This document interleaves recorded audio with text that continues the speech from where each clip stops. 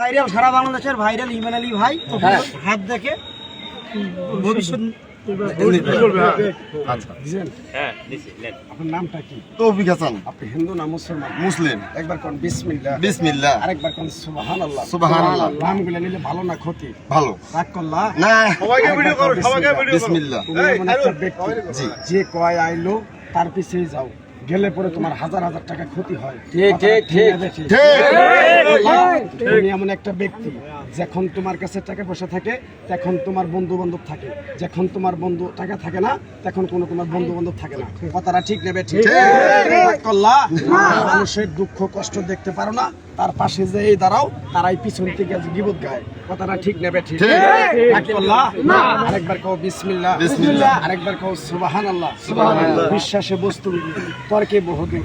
আমার ওস্তাদে কইছে, পাগলা রে, তুই ন্যাংটার দেশে থাকলি 25 বছর, তুই চলে যাবি বাংলাদেশে, তাই তোরে কিভাবে মানুষ চিনবো? তোরে আমি এক টুকরা গাছ দিয়ে যাই, এই গাছটা মানুষের হাতে বিলিয়ে দিবি, উপকার হইলে তোর জন্য আমার জন্য দোয়া করবো। কথাটা কি কইছি বুঝতে পারছো? রাগ করলা না। আরেকবার কও বিসমিল্লাহ, বিসমিল্লাহর কি বরকত নাই? এই গাছটা দিয়ে আমি কারো কাছে টাকা পয়সা নিয়ে খাই না। তোমার যে কথাগুলো বলছি সত্য বলছি না মিথ্যা বলছি? সত্য। রাগ করলা না। আরেকবার কও বিসমিল্লাহ।